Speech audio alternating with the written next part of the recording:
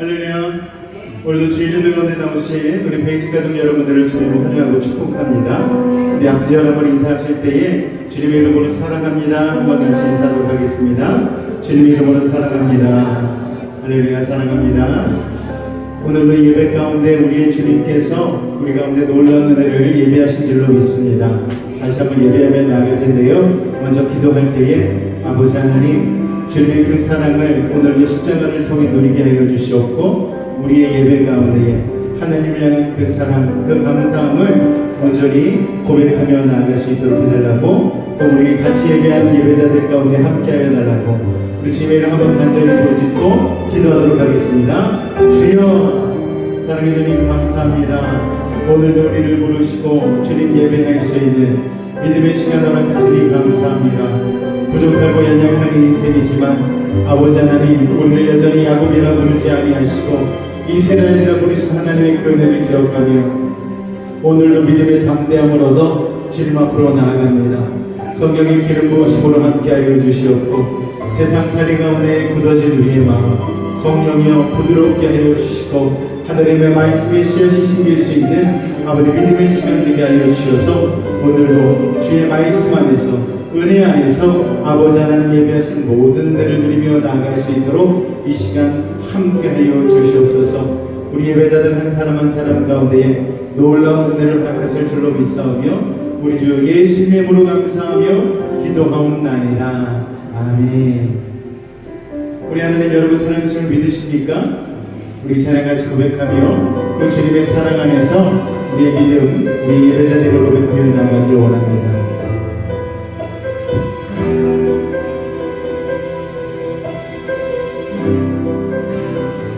나의 사랑, 나의 사랑, 너는 어여쁘고 참기하다 어느 보석보다 귀하다. 내가 사랑스럽지 않을 때 너를 온전히 사랑하고 너와 함께하려 내가 왔노라. 주의 사랑, 주의 사랑, 그 사랑은 결코 변치 않아. 모든 계절 돌고치네. 푸른 나를 보고 채취해. 나 주의 말씀을 진실해. 실수가 없으신 주만 바라. 주님의 나라, 주님의 나라, 뜻이 나의 삶 속에 임하시라. 주님의 이름 주만 보기에 소망해. 거룩히 살아가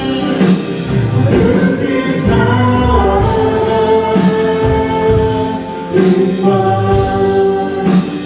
영원한 미래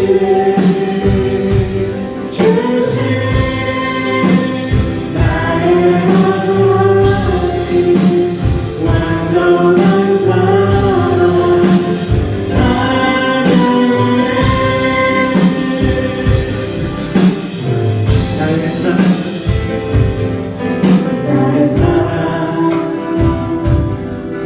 너는 어여쁘고 참기하다 어느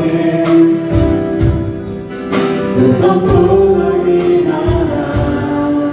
내가 사랑스럽지 않을 때 너를 온전히 사랑하고 너와 함께하려 내가 왔노라. 주의 사랑, 주의 사랑, 이 사랑 결코 변치 않아. 모든 계절 돌고치네. 푸른 나를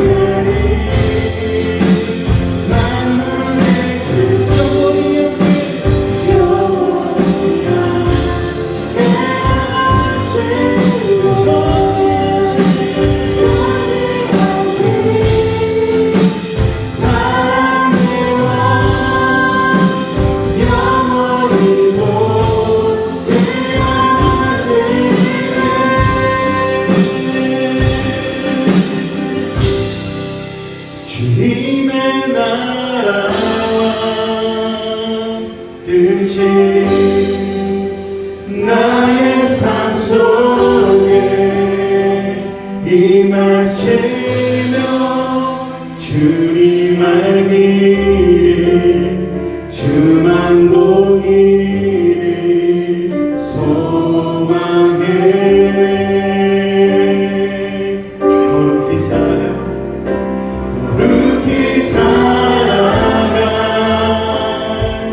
힘과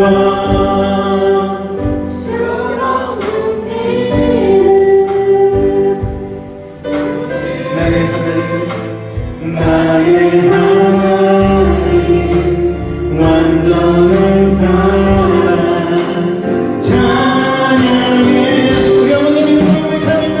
주님의 나라와 뜻이 주님의 나라와 뜻이 나의 삶 속에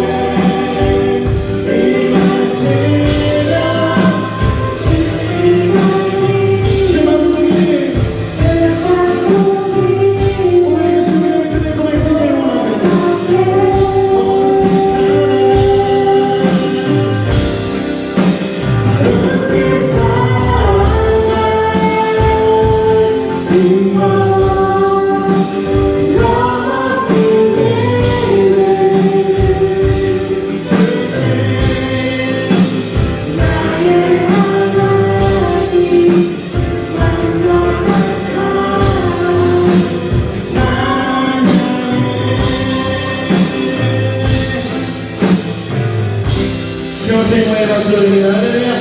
우리가 그런 주님의 삶을 살기 원합니다.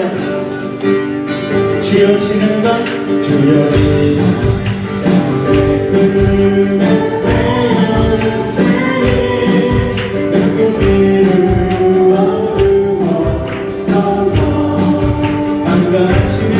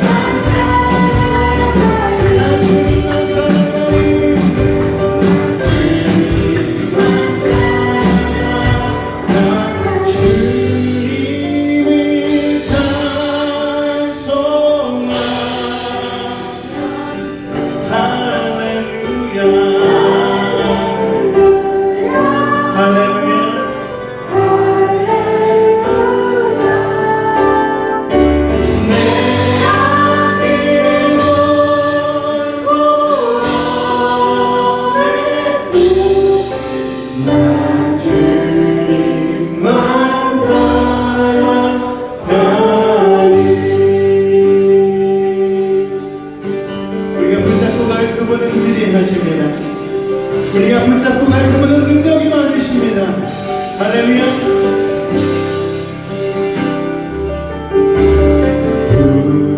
우리의 주는 은혜하며 능력이 많으시도다. 그의 뒤에 응하며 은사는 영원하도다.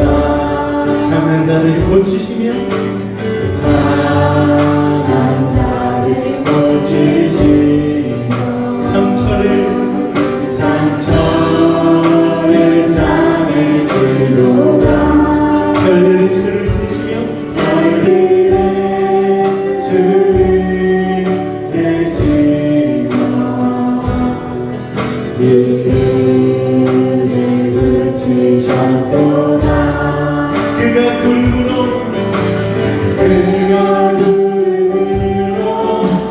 하늘을 덮으시며 땅을 위하여 준비하신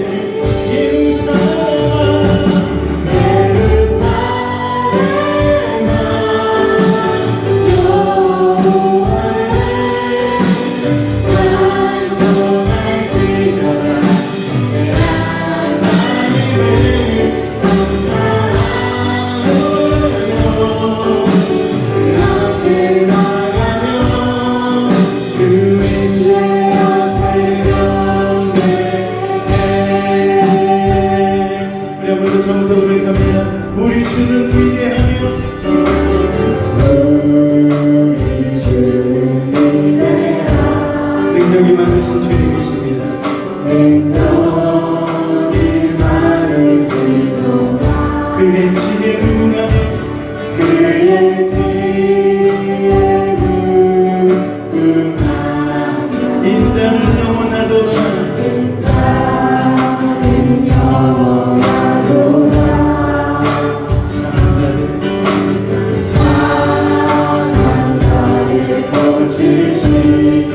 상처를 삼으시도다.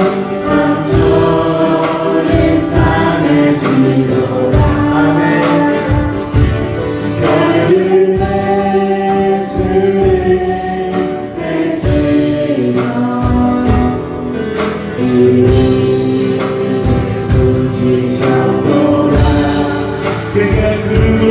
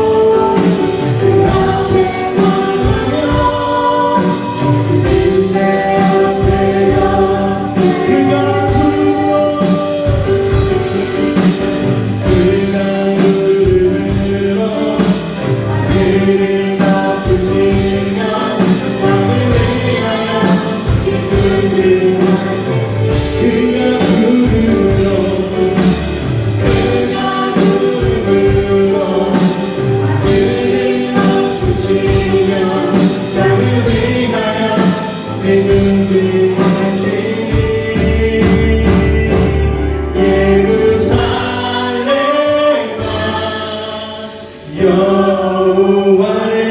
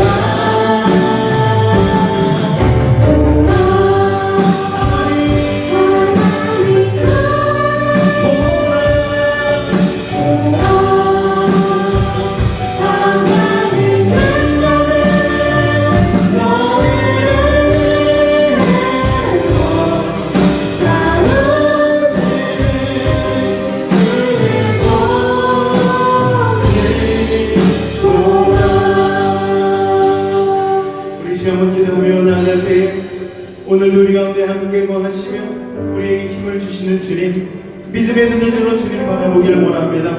우리는 부족하고 연약하지만 오늘 믿음의 눈을 들어 주님 바라보며 나아갈 때에 우리에게 새 힘 주시고 참된 위로와 평강을 주시는 줄로 믿사오니 우리가 그 주님 바라보며 이 시간 위로함을 받고 다시 한번 새 힘과 은혜를 얻을 수 있도록 하여 달라고 이 시간 주님을 한번 간절히 부르짖고 기도하도록 하겠습니다. 주여!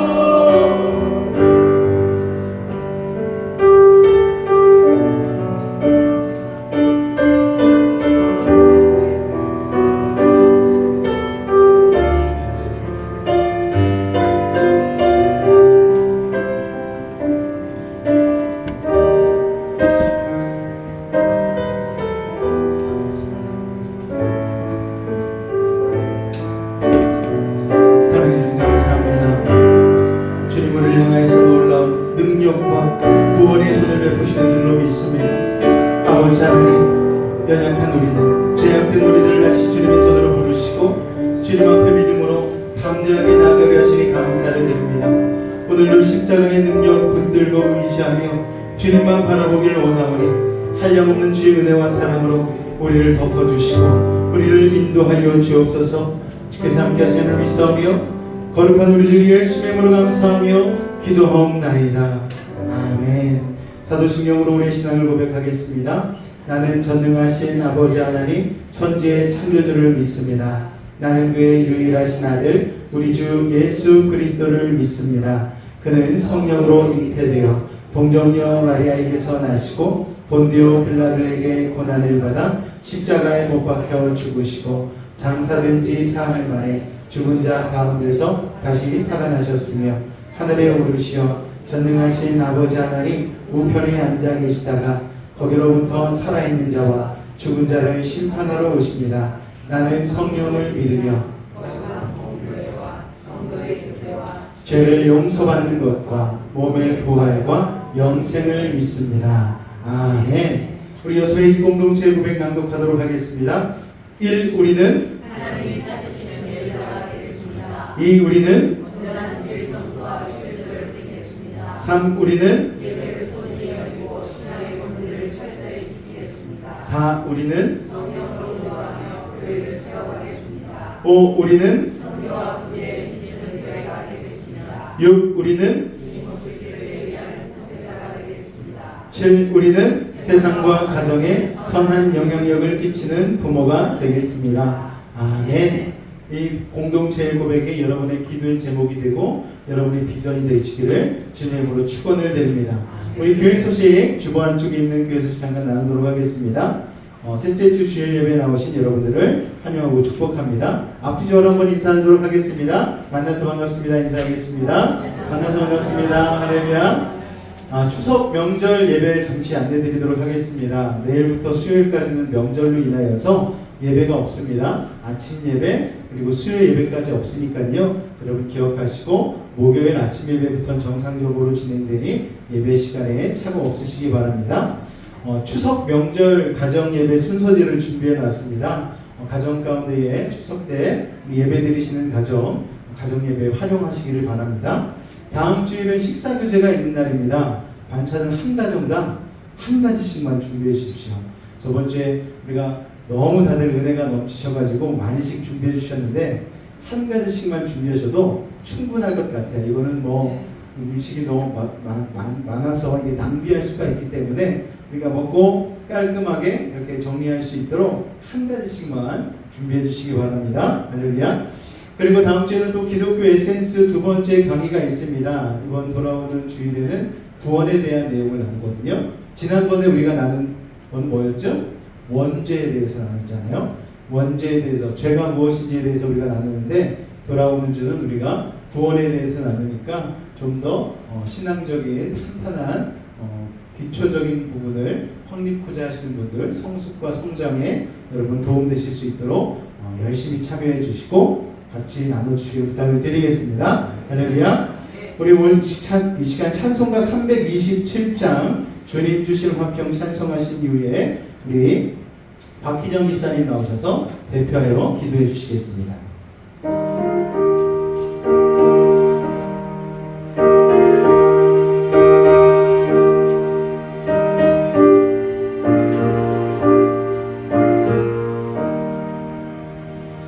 주님 주실 화평 믿음 얻기 위해 너는 정성껏 기도했나. 주의 재단 앞에 모두 바치기 전 복을 받을 줄 생각하라. 주의 재단에 산제사들이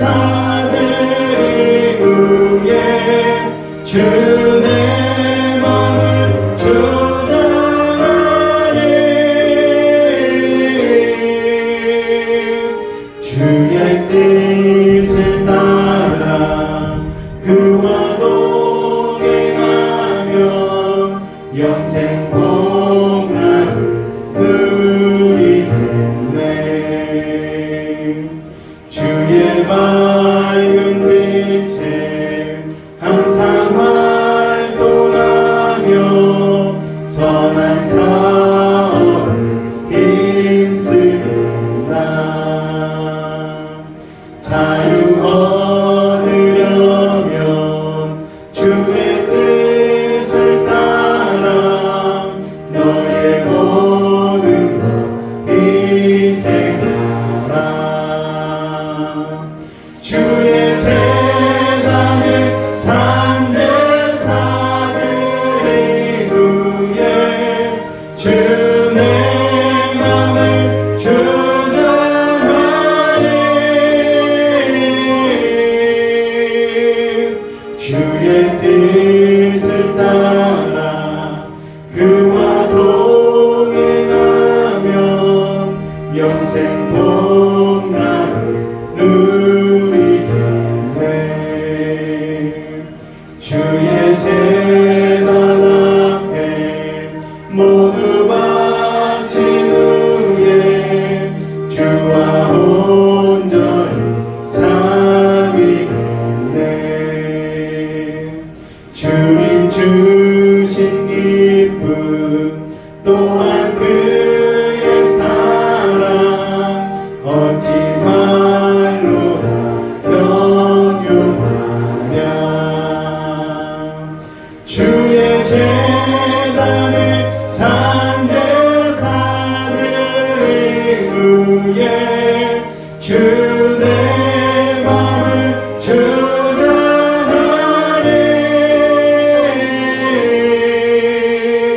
주의 뜻을 따라 그와 동행하면 영생 복락을 누리겠네.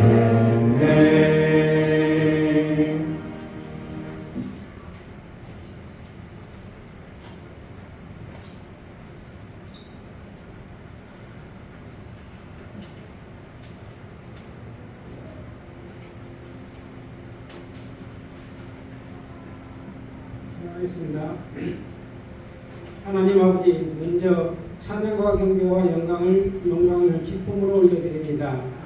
거룩한 성인을 구별하시고 우리를 하나님의 자녀로 택하사 신령과 진정으로 하나님 아버지께 예배드리게 하심을 감사드립니다. 이 시간 예배의 주인 되신 하나님께서 우리의 예배를 기쁨으로 받으시고 성령 충만으로 은혜의 복을 우리에게 채워주옵소서. 우리가 한 주간 살아가면서 온전한 믿음의 마음을 지키지 못하고 죄 가운데 우리의 마음이 넘어간 시간들 주님께서 국물과 자비를 베푸셔서 우리의 죄를 용서하여 주시고 예수님의 보혈로 깨끗게 하여 주옵소서.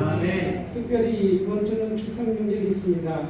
가정들마다 떨어져 있던 가족이 오랜만에 만남의 시간을 보낼 텐데 서로 사랑으로 축복하며 감사와 기쁨으로 웃음이 가득한 즐거운 추석 명절을 보낼 수 있게 하여 주시옵소서. 아직 믿음으로 하나되지 못한 가정이 있다면 더욱 열심으로 기도하여 주님의 사랑을 품고 온 마음 다해 그들에게 지혜롭게 복음을 전해서 믿음 안에서 하나 되는 가정들로 세워주길 기도합니다. 찬양팀의 헌신을 주님께서 기쁨으로 받으시고 찬양을 통해서 하나님의 은혜가 교회를 덮고 성도들의 기도가 교회의 복음으로 교회가 든든히 세워져 주님만이 영광 받으시고 서로 사랑하는 교회가 되길 기도합니다. 우리 교회의 다음 세대를 위해 기도합니다. 예수님 안에서 말씀을 붙잡고 믿음의 뿌리를 내리며 감사함이 넘치는 믿음 생활하면서 매일매일의 삶에서 영적으로 승리하게 하소서. 교회가 마음을 다하여 다음 세대를 위해 기도합니다. 다음 세대가 소망하고 꿈꾸는 기도 제목들 주님께서 응답으로 축복하여 주시고 사회에 꼭 필요한 곳에서 맡은 일에 열심을 다하고 주님의 영광을 나타내면서 하나님의 자녀로 인정받아 복을 받고 살아가길 기도합니다. 오늘 말씀에 대한 자로 세우신 목사님, 기도하고 준비한 내려놓음의 은혜란 제목의 말씀을 선포할 때 1.1도 사탄 마귀에 방해받지 않게 성령님께서 보호하시고 성령의 본능을 받아 말씀을 선포할 때 모든 성도님들 마음 중심이 옥토로 변하게 되어서 말씀을 받아 좋은 열매로 삶의 현장 속에서 자신을 낮추고 사랑과 승리를 행함으로 실천하면서 예수님 닮은 성도의 삶을 살기를 소망하며 예수님의 이름으로 기도합니다.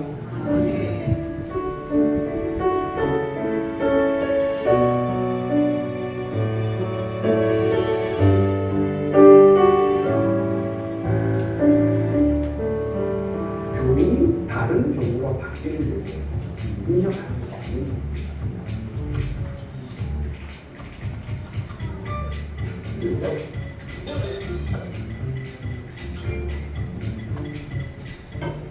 이 진화론은 20세기를 기준으로 해서 구다윈주의와 신다윈주의로 좀 나뉠 수 있어요. 그러니까 구다윈주의는 20세기 이전에 우리가 아는 찰스 다윈이라고 하는 사람이 기록했던 종의 기원이라는 그 책에서부터 기반한 우리가 그 진화론을 이야기하는데, 신다윈주의자라고 말할 수 있는 20세기 이후의 이 진화론은 최근에 그 유전공학과 같은 그런 학문이 발달되면서 처음에 생각했던 구다윈주의자들이 주장했던 내용들이 너무 허술하다, 아니 거의 허구에 가깝고, 심지어 어떤 분들은 상상에 기반해서 나온 이론이다, 이런 말까지 하거든요. 에드워드 J. 라셀이라고 하는 분이 쓴 책이 하나 있어요. 그 책 이름이 진화의 역사라는 책인데, 근데 이 진화의 역사라는 책을 쭉 읽어보면 구다윈주의자들의 주장들이 얼마나 상상에서 기반한 아주 허술한 내용인가 하는 것들을 최근의 진화주의자들이 많이 이야기를 하죠. 어쨌든 그들이 주장하는 바에 의하면 생물은 변화되어져 간다는 건데, 사실 우리도 생물은 변화되어 가는 것을 어느 정도 인정하죠. 사람의 어떤 형태라든지 또 골격이라든지 이런 것들 많이 상황과 현실에 맞게끔 변화되어 가는 것을 인정을 하죠. 그러나 종이 다른 종으로 바뀌는 데 대해서는 인정할 수가 없는 부분이거든요. 이게 수백 년의 수천 년의 기간을 거쳐서 만약에 진화되어져 간다고 한다면 지금도 그 가운데 지점에 있는 어떤 개체가 이 지구상 어딘가 있어야 그들이 말하는 종의 진화가 이야기가 될 수 있는데, 사실 지금 어디서도 그런 개체를 발견할 수는 없는 문제거든요. 그래서 이제 기독교가 말하는 창조과학은 결국 이것도 창조과학은 하나의 학설이죠. 왜냐하면 창세기에서 기록하고 있는 하나님이 세상을 창조하셨다는 그 사실을 우리가 사실 본 사람 아무것도잖아요. 하나님이 만드실 때는 아무것도 없었고, 결국 많은 시간이 지난 다음에 하나님이 모세라는 사람에게 영감을 주셔서 내가 너희들을 위해서 이렇게 세상을 만들었어 라고 하는 것을 가르쳐 주신 겁니다. 그러니까 모세가 하나님께 영감을 받고 하나님이 창조했던 그때의 그 사실들을 당시 사람들이 이해할 수 있는 문학적 요소로 기록해 놓은 것이 창세기라고 합니다. 그런데 그 창세기 안에도 이 창조론을 주장하는 사람들도 부류가 좀 나눠져요. 예를 들어서 오래된 지구 창조론을 주장하는 사람이고 젊은 지구 창조론을 주장하는 사람이 있어요. 그게 왜 그러냐면, 알다시피 첫째 날부터 여섯째 날까지 하나님이 천지를 창조하시고 일곱째가 쉬시잖아요. 그런데 그 첫째 날, 둘째 날, 셋째 날 할 때 그 하루하루가 오늘 우리의 24시간이겠느냐 하는 질문이에요. 24시간이냐 하는 것을 정확하게 24시간이다라고 받아들이는 분이 젊은 지구 창조론을 주장하고 있고, 하지만 태양을 창조한 것이 넷째 날이지 않습니까? 첫째 날, 둘째 날, 셋째 날은 24시간으로 볼 수 있겠느냐라는 질문이 생길 수 있는 거죠. 그리고 구약학 학자들도 뭐라고 말하느냐면 그것을 현재의 24시간으로 받아들이는 것보다 첫째 날, 둘째 날, 셋째 날과 넷째 날, 다섯째 날, 여섯째 날로서 구조를 대비하기 위한 또 문학적 어떤 장르도 창세기를 보시는 신학자들도 있단 말이죠. 오랜 지구 창조론과 젊은 지구 창조론에 대해서 지구의 역사는 굉장히 달라질 수밖에 없어요. 하나님께서 여섯째 날 아담을 만드셨을 때 몇 살쯤 만들었을까요? 여러분 생각해 보셨나요? 저는 적어도 20대, 30대에 청장년으로 만들었다고 생각해요. 왜냐하면 바로 하와와 결혼을 시킨 것을 볼 때 설마 이제 갓 태어난 아기라든지 10대 청소년에게 하나님께서 그러셨습니다고 생각하지 않아요. 20대, 30대의 사람으로 만나지만 처음 딱 보는 사람은 한 30년 지났구나 라는 생각을 할 거야. 거기서부터 하나님은 금방 만드셨는데 보는 사람은 30년이라는 계획이 생겨요. 산을 하나님이 만드셨어요. 산아 있으라 그래서 산이 만들어졌는데 사람들이 저 산이 언제쯤 생겼을까? 저 나무가 자라려면 몇 년이 걸릴 거야. 그런데 그때부터 자기들은 생각을 하기 시작해요. 그러나 하나님은 순식간에 만드셨다. 거기서부터 많은 시간의 계획을 생기기 바랍니다. 오랜 지구 창조론과 젊은 지구 창조론의 이런 것들도 어디까지나 성경을 해석하는 데 있어서 문제이긴 하지만 하나님이 우주 만물을 창조하셨다는 사실은 믿고 들어가는 거예요. 진화론이 주장하고 있는 내용은 하나님의 창조를 부인하는 거예요. 그건 어딘가가 만들어져서 아주 단세포에서부터 시작해서 오늘 많은 여러 가지 종류의 생물체가 진화되었다고 주장하는 것은 진화론주의자들도 많은 부분에 대해서 오류라고 인정을 하고 있어요. 그래서 저는 지금 학교에서 배우는 진화론은 잘못된 논라는 질문을 받았을 때 결론은 그것이 어떤 과학의 가설로 학문으로서는 배울 수 있는 가치가 있는지 모르지만 진리 문제로 들어왔을 때는 분명히 성경적 가치의 기준에서 봤을 때는 잘못되었다라고 말씀을 드릴 수밖에 없어요. 학교에서 지금 배우는 진화론에 대해서는 어디까지나 가설이고요. 학문의 한 종류라는 것을 좀 기억했으면 좋겠어요. 할렐루야. 요새 나라가 많이 시끄럽습니다. 10월 27일 날 광화문에서 우리 손현보 목사님, 또 이찬수 목사님, 또 여러 중요한 목사님들과 함께 기도 대성회가 있어요. 100만 명, 200만 명 모아놓고 하자고 얘기했는데 이번 집회가 특별히 기독교계에 큰 의미가 있는 것은 이제 동성애도 더 이상 막을 수 없는 지경에 이르렀기 때문입니다. 최근에 한 판결에 의하면 동성 부부가 의료보험 혜택을 받을 수 있느냐에 대해서 법적인 논쟁이 있었거든요. 그런데 사실혼 관계에 있어서 혜택을 받을 수 있다라고 판결이 되어졌고요. 그게 굉장히 센세이션한 게 뭐냐면은 그것부터 시작해서 이제 아마 우리들의 법들은 하나씩 무너져 가므로 동성애가 합법적으로 되어지는 그런 날이 대한민국 가운데도 도래했다라는 것입니다. OECD 국가 가운데 동성애를 허락하지 않는 나라는 딱 한 나라밖에 없어요. 대한민국밖에 없습니다, 여러분. OECD 모든 국가들은 다 동성애를 인정하고 있고 아프리카에서 다행히도 38개 국가가 동성애를 반대하는 법안을 채택하고 있습니다. 그 외 다른 모든 나라들은 다 동성애에 대해서 굉장히 자연스럽게 받아들이고 있어요. 특히 감리교에서도 이 동성애 목사를 허락하고 있습니다. 그래서 최근 영상에 보니까 감리교의 동성애 자기가 게이라고 얘기하는 목사님이 올라왔는데 가관이에요. 정말 얼굴에 메이크업을 했습니다. 루즈를 바르고 눈 화장을 하고 그리고 알록달록한 무지개 옷을 입고 나와서 설교를 해요. 그리고 무엇을 강조하느냐? 하나님은 모든 이를 사랑하신다. 하나님은 모든 이에게 자비를 베푸신다. 나 같은 동성애 게이에게도 하나님의 그 사랑은 동일하게 흐른다. 이런 메시지로만 얘기하지 하나님이 동성애를 미워하신다, 허락하지 않으신다, 성경적으로 동성애는 하나님이 허락지 않으시는 저주받은 죄이다라는 것에 대한 언급은 전혀 하지 않습니다. 그런데 최근 감리교회에서 동성애를 나는 인정하지 않겠다라고 얘기한 한국교회 목사님이 쫓겨나게 됐습니다. 그것도 예배 중에. 그리고 모든 복지적인 혜택이나 그런 것들이 감리교 안에서 탈퇴가 되어지니까 혜택을 받을 수 없는 상황이 일어나게 되었습니다. 이제 여러분, 제가 강단에 서서 동성애는 죄인이다라고 얘기하면은 어느 날 경찰이 들이닥쳐서 수갑 채워서 데려갈 날도 멀지 않았어요, 여러분. 그게 대한민국에 도래하고 있는 실제 상황입니다. 그래서 이거 우리가 가만히 있으면 안 되겠다. 그래서 세계로교회, 부산에 있는 세계로교회 손현도 목사님께서 하나님께서 그런 메시지를 주셨어요. 하나님, 이거 어떻게 해야 됩니까? 그냥 이대로 무너져야 됩니까? 아니다. 너희들 모여서 기도해라. 그래서 부산에 계신 목사님이 광화문에 집회를 하기 위하여서 그때부터 목사님들에게 전화를 돌리기 시작했습니다.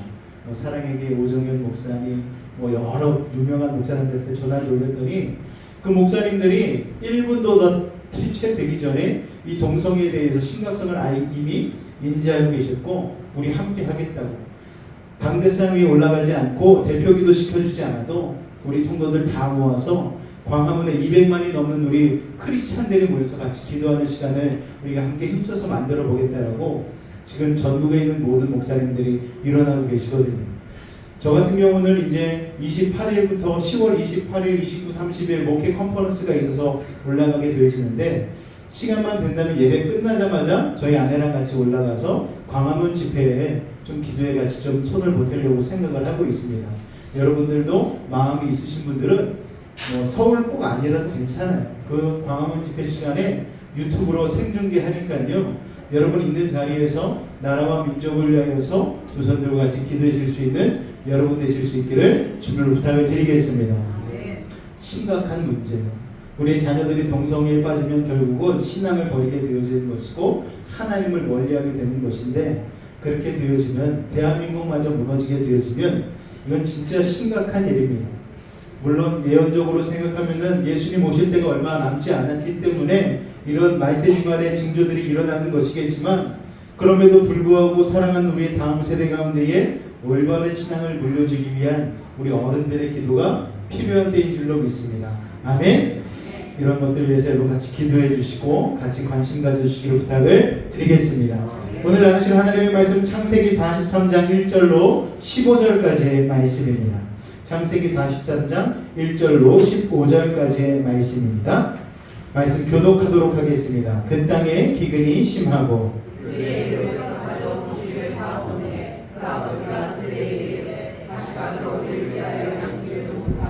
유다가 아버지에게 말하여 이르되, 그 사람이 우리에게 엄히 경고하여 이르되, 너희 아우가 너희와 함께 오지 아니하면 너희가 내 얼굴을 보지 못하리라 하였으니, 아버지께서 우리 아우를 우리와 함께 보내시면 우리가 내려가서 아버지께서 만일 그를 보내지 아니하시면 우리는 내려가지 아니하리니, 그 사람이 우리에게 말하기를 너희의 아우가 너희와 함께 오지 아니하면 너희가 내 얼굴을 보지 못하리라 하였음이니이다.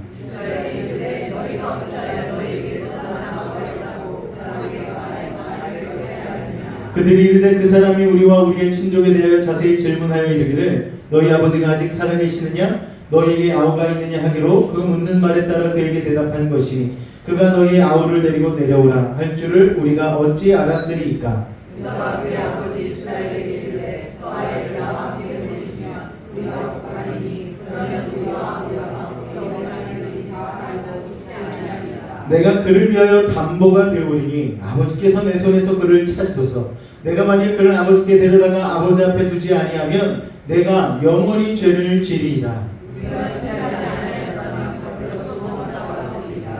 그들의 아버지 이스라엘이 그들에게 이르되, 그러할진대 이렇게 하라. 너희는 이 땅의 아름다운 소산을 그릇에 담아가지고 내려가서 그 사람에게 예물로 드릴지니 곧 유향 조금과 꿀 조금과 향품과 모략과 유향나무 열매와 감복숭아이니라. 너희 손에 갑자기 돌려가지고 너희 사람에게 돈을 얻어 있던 그 돈을 다시 가지고 가라. 잘못이 있었을 것 같으려거나 내 옷도 데리고 떠나 다시 그 사람에게로 가라. 전능하신 하나님께서 그 사람 앞에서 너희에게 내려주사 그 사람으로 너희가 능력과 비난을 너희에게 하시려고 하노라. 내가 자기의 길에 대한 일이라. 다 같이 읽겠습니다. 그 형제들이 예물을 마련하고 갑절의 돈을 자기들의 손에 가지고 베냐민을 데리고 애굽에 내려가서 요셉 앞에 서니라. 아멘. 오늘 말씀의 제목 같이 한번 읽도록 하겠습니다. 시작.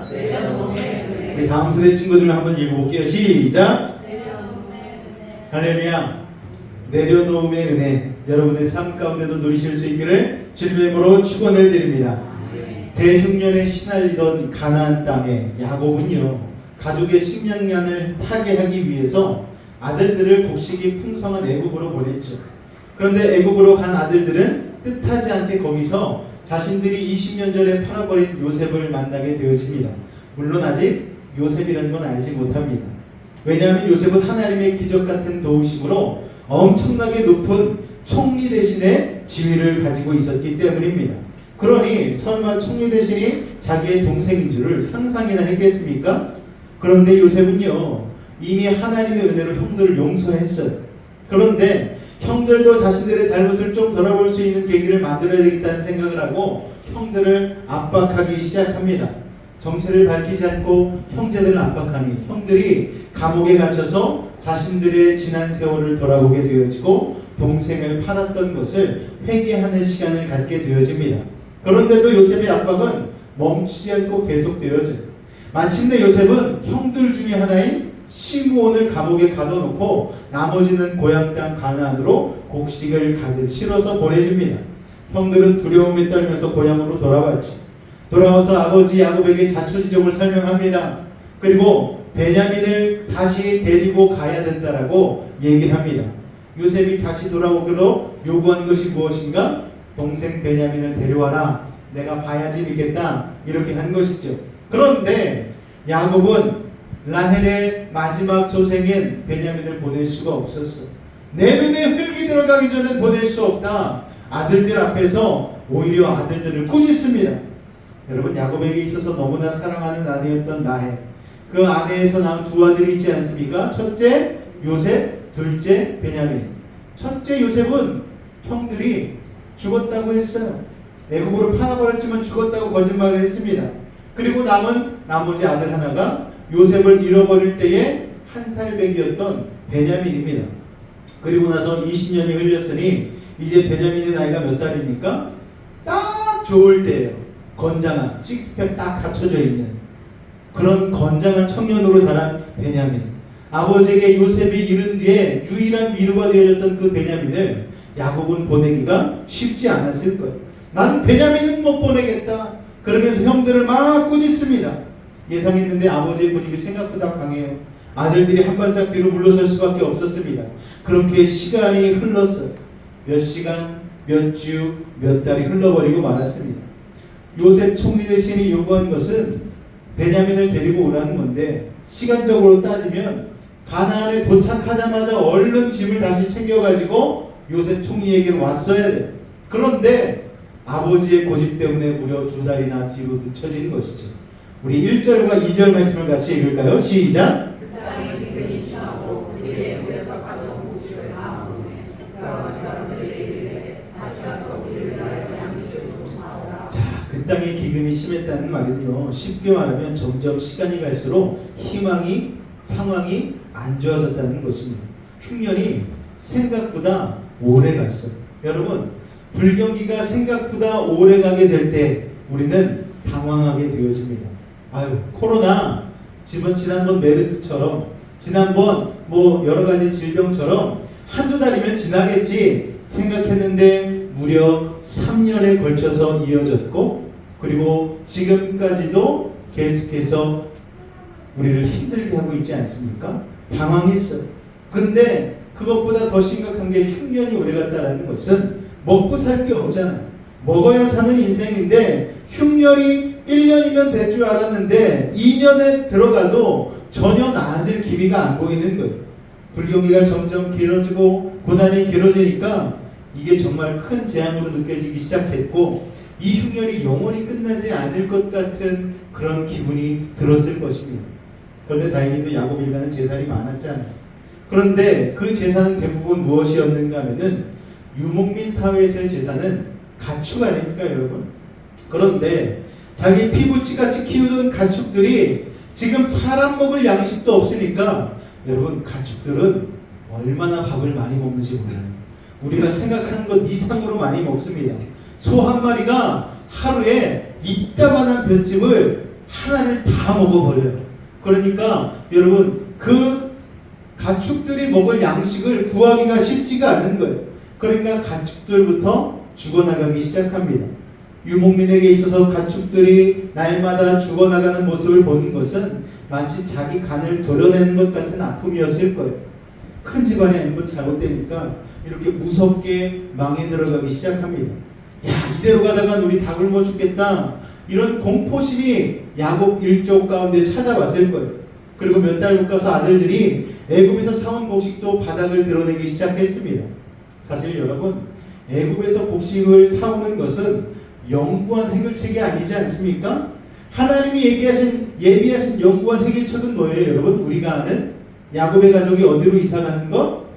애굽으로 이사가 가는 거예요, 여러분. 거기에서 양식을 누리고 요셉의 총리의 직분으로 인하여서 그 영향력을 누리고 사는 게 바로 하나님의 계획인데, 여러분, 그들은 그걸 몰랐어요.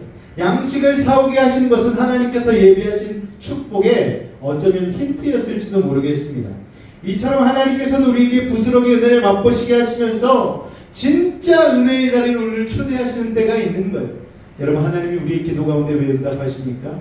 여러분의 삶 가운데 왜 형통하심을 허락해 주셔요? 천국을 맛보게 하는 것이죠. 천국을 맛보게 함으로 어디에 이르게까지? 하나님의 나라에 이르게까지 믿음 가지고 승리하라고 우리에게 때때로 천국의 은혜를 맛보게 하시는 것입니다.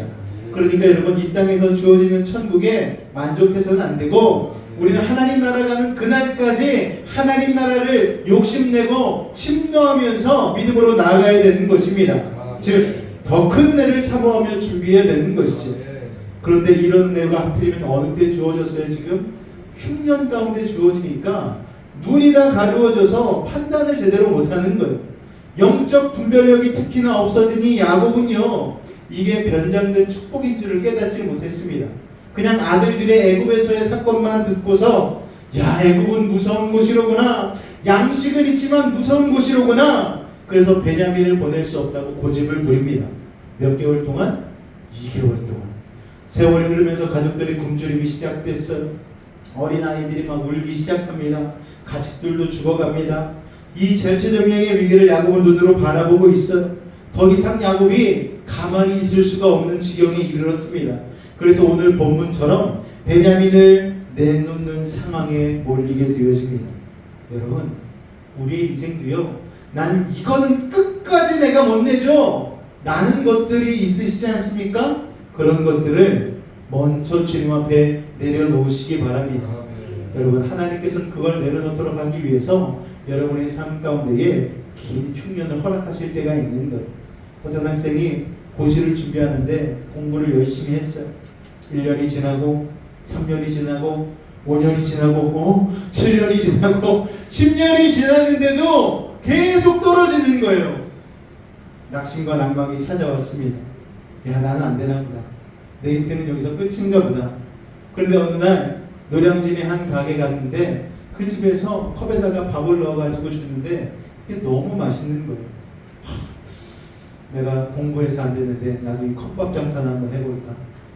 근데 그때 당시 컵밥은 너무나 초라했어요. 그냥 밥에다가 김치볶음 같은 거 김이나 좀 뿌려주고 얹어주는 거였는데, 얘는 이왕 먹이는 거, 나 같은 고시생들 좀 배나 불려줘야 되겠다, 배부르고 배고프지 않게 공부시켜줘야겠다, 그 마음을 가지고 노량진 근처에다가 포장마차를 열고 거기에서 컵밥 장사를 시작했습니다. 처음에는 작게 시작했는데 마음이 좋아서, 그리고 돈 벌려고 했다기보단 같은 처지에 있는 공부하는 사람들을 위해서 내가 이 컵밥을 맛있게 만들어줘야지, 그 마음을 가지고 거기에다 막 스팸도 올려주고 나물도 섞어주고 여러 가지 좋은 재료들을 갖다가 넣어서 팔기 시작하니까 이게 입소문이 나가지고 고시생들뿐만 아니라 일반인들도 와서 점심시간에 식당을 안 가고 컵밥은 3,000원이면 먹으니까요. 그걸로 한 끼를 해결할 수가 있으니까 컵밥이 날개 돋친 듯이 팔리기 시작하는 거예요. 보통 직장인 월급이 얼마입니까 여러분? 200에서 300 사이잖아요. 컵밥 하니까 한 달에 2천, 3천만 원씩 버는 거예요. 그때서야 깨닫게 된 거죠. 아, 나는 고시로 성공할 사람이 아니고 컵밥 장사로 성공할 사람이었구나. 변장된 고난을 통하여서 깨닫게 되어지고, 이게 나의 비전이고, 나는 사람들을 먹여 살리라고 값싸면서도 그들을 배불리 먹이라고 나에게 이런 일을 하게 해주셨구나 라는 것을 그때 깨닫게 된 것이죠. 여러분, 우리의 인생도 마찬가지 아닙니까? 내려놓지 못하는 것들로 인하여서 우리의 길이 막히고 혈이 막히고 우리의 형통한 인생길이 막힐 때가 있다라는 거예요. 길이 막힐 때는 여러분 뭐 하라는 말인 줄로 알아들으면 됩니까? 다른 길로 가라는 얘기예요. 다른 길도 있다라는 거예요. 여러분 고집을 내려놓으시고 여러분이 끝까지 붙잡고 있는 베냐민을 내려놓으시고 하나님 앞에 드릴 때에 그것을 통하여서 여러분의 형통의 길이 열린다는 것을 기억하시기 바랍니다. 할렐루야. 여러분, 처음에는 아들들을 질책하면서 양식을 사오라고 하던 때와 달리 야곱이 이번에는 상당히 누그러진 어투로 아들들에게 이야기를 합니다. 다시 가서 우리를 위하여서 양식을 좀 사와. 우리가 힘들지 않니? 그런데 아들들이 대꾸도 안 해요. 왜요? 여태까지 가지 못한 게 누구 때문이었어요? 아버지 고집 때문이었어요. 자신들의 애국으로 가서 다시 양식을 사오려면 종리 대신에 얘기한 누구를 데려가야 됩니까? 아버지의 그 귀한 아들 베냐민을 데려가야 되잖아요. 원래 그 조건으로 이렇게 곡식도 많이 받아오고 돈까지 그냥 돌려준 건 아닙니까? 게다가 둘째 형 시므온이 인질로 잡혀 있어요. 아버지께 얘기했음에도 불구하고 시므온 형은 지금 애굽에서 2달 넘게 감옥에 갇혀 있는데 이제서야 양식 구하겠다고 우리를 보내겠다고요? 아버지? 이러는 거예요. 그때까지 아이고 우리 베냐민 이렇게 막내를 끼고서 야곱은 버티고 있었는데 여러분, 야곱은 더 이상 버틸 수가 없는 상황이 되니까 다시 자신의 감정을 억누르고 형들에게 곡식 사와야 되는데 이러니까 형들이 뿔이 나는 거예요. 야, 다시 애굽 가야 되지 않을까? 그랬더니 막 승질을 내고 난리를 피우는 거예요. 자, 말을 하면서도 야곱이 눈치를 보는 이유가 뭡니까? 자기 때문에 못 가고 있는 걸 뻔히 알거든요. 아들들이 처음 애굽 가서 고생한 것도 알고 있고 둘째 시므온이 인질로 잡혀있는 것도 알고 있어요.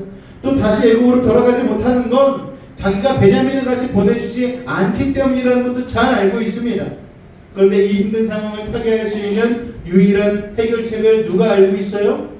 야곱도 알고 있고 아들들도 알고 있어요. 결국 실행에 옮기지 못하게 막고 있는 건 누굽니까? 야곱입니다. 많은 경우 문제를 해결해야 될 사람이 오히려 문제 해결에 결정적인 걸림돌이 될 때가 있어요. 그래서 참다 못한 유다가 아들들을 대표해서 아버지를 압박합니다. 본문 창세기 43장 3절에서 5절까지 보면은 유다가 아버지를 어떻게 압박하는지가 나와요. 애굽의 주인인 그 사람이 아우를 데려오지 않으면 다시는 그를 만날 수 없다고 못 박았어요. 그리고 총리 대신을 다시 만나지 못하면 우리 이미 애굽에서 현상수배가 됐기 때문에 우리 야곱 일족 다 멸망하게 될 거라고. 그리고 양식을 살 수 없을 거라고 얘기를 합니다. 유다는 애굽 총리의 경고를 2번이나 반복하면서 아버지의 결단을 촉구해요. 이런 사정을 모르는 사람은 아무도 없습니다. 야곱뿐 아니라 온 집안 식구들이 다 알고 있어요. 야곱이 몰라서 행동하지 않는 게 아니고 하기 싫어서 안 하는 거예요. 왜냐하면 소중한 베냐민을 내려놓지 못했기 때문입니다. 우리도 똑같아요. 많은 경우 몰라서 안 하는 게 아니에요. 여러분 은혜 받는 법 여러분 모르십니까? 알아요. 예배 나오고 기도하고 성경 읽고 부흥에 참석하고 그렇게 하나님 중심으로 살게 되어지면 은혜 받는 거 다 알고 있어요. 근데 왜 성경 안 읽어요? 근데 왜 기도 안 해요? 근데 왜 예배 안 드려요? 하기 싫으니까. 세상이 더 좋으니까. 나의 베냐민을 놓지 못하니까. 여러분 결국 그것을 놓지 못하는 것은 무슨 이유 때문입니까? 주변 때문이 아니고 내 욕심 때문에 내 이기심 때문에 그런 거예요. 야곱은 굶주리는 모면하고 싶었지만 베냐민도 포기하기 싫었던 거예요. 그러니까 상황이 해결되지 않고 점점 힘들게 꼬여갑니다. 우리 학생들도 마찬가지예요. 어떻게 하면 좋은 대학 들어가고 출세할 수 있을까? 정답은 다 알고 있어요. 고3 수험들 모르는 사람 한 명도 없어요. 어떻게 하면 된다? 공부하면 된다. 어떻게? 코피 터지게. 공부하면 돼요. 노력하면 돼요. 그런데 왜 안 해요? 놀고 싶거든요. 먹고 싶거든요. 가고 싶거든요. 친구들하고 어울리고 싶거든요. 여러분, 나의 베냐민을 내려놓지 않으면서 다른 것까지 추구하고 욕심내려는 것, 이것은 욕심이고 나쁜 마음입니다. 여러분, 이것은 단순한 자기 사랑을 넘어선 집착이에요. 야곱은 베냐민에게 집착했잖아요. 자기는 사랑이라고 생각하는데 실은 집착인 거예요. 자기가 못다 이룬 꿈을 자식을 통해 이루겠다라는 거예요. 그 집착이 자식도 힘들게 하고 자기도 힘들게 만드는 거예요. 우리도 살아가면서 집착하고 있는 뭔가가 있지 않습니까, 여러분? 야곱에게는 베냐민이지만 사람에게는 그게 돈일 수도 있고 권력일 수도 있고 명예일 수도 있고 학력일 수도 있어요. 또는 자녀일 수도 있습니다. 이걸 놓치면 죽을 것 같아서 꽉 잡고 있는데 실은 그것을 내려놓으면 죽는 게 아니라 지금 내려놓지 않고 있어서 죽을 위해 처하는 것을 우리는 깨달아야만 하는 것이죠. 영적인 혈이 꽉 막히는 것입니다. 저희 첫째 아이가 고3이잖아요. 제가 마음 같아서는 이런 잔소리도 하고 싶고 저런 잔소리도 하고 싶고, 야, 이 대학 지원해야지, 여기 가야지. 저도 그런 욕심이 있지 않겠습니까? 꾹 누르고 있어요. 하나님의 예비하신 길로 가기 위해서 제가 제 욕심을 내려놓고 말하지 않게 해주세요. 입에 막 재갈을 물려. 얘기하지 않아야지. 쉽지 않습니다. 부모의 욕심이 있거든요. 이거 좀 봤으면, 이것 좀 했으면. 그런데 재갈을 물려고 엄청 노력하는데 그래도 가끔씩 한마디씩 해요. 얘야, 여기가 더 좋을 것 같은데. 그런 애가 눈을 확 흘리면서 내 인생이야. 영적인 혈이 그럼 꽉 막히게 되는 거예요. 자기만 숨 막히는 게 아니고 지금 온 가족이 숨이 막혀서 하나님의 예비하신 축복의 땅으로 가지 못하고 고통의 시간을 보내고 있는 것입니다. 그런데 우리가 그렇게 영적으로 비참해지기를 원하는 존재가 있어요. 사탄 마귀는 우리가 그렇게 베냐민을 놓지 않기를 원하거든요. 마귀는 끊임없이 속삭입니다. 너 다른 건 몰라도 베냐민은 놓지 마. 야, 라헬의 소생 중에 지금 베냐민밖에 안 남았는데 걔를 놓으면 네 인생 더 이상 뭐가 있겠어? 베냐민을 붙잡고 있어야 네가 살 수 있어. 이렇게 우리에게 속삭이는 거예요. 야, 너 돈은 붙잡고 있어야지. 통장에 잔고는 남겨놔야지. 네 자리는 붙잡아야지. 네 자녀는 너의 꿈을 이루는 소중한 존재인데 자녀에 놓지 말아야지. 그렇게 우리에게 속삭이는 거예요. 그런데 실은요, 그 베냐민을 내려놓아야지 살 수가 있는 것입니다. 내려놓지 못하니까 아무리 걱정하고 기도하고 노력해도 상황이 풀리지 않고 답보 상태인 거예요. 여러분, 혹시 여러분의 인생 가운데 답보 상태에 놓여져 있습니까? 왜 내 신앙이 성장하지 않지? 왜 내 인생이 더 나아가질 않지? 답보 상태에 놓였다면 여러분 기억하십시오. 여러분의 베냐민을 내려놓지 못하고 있기 때문에 그런 거예요. 하나님의 축복이 문 밖에서 문을 두드리며 기다리고 서 있는데 나의 집착이 문고리를 놓고 붙잡고 놓지 않고 있는 것입니다. 꽉 문을 붙잡고 있는 거예요. 그래서 이번엔 유다가 다시 아버지를 설득합니다. 그랬더니 야곱이 유다의 설득에 대해서 엉뚱한 말을 하는 거예요. 6절 말씀 읽어볼까요? 시작!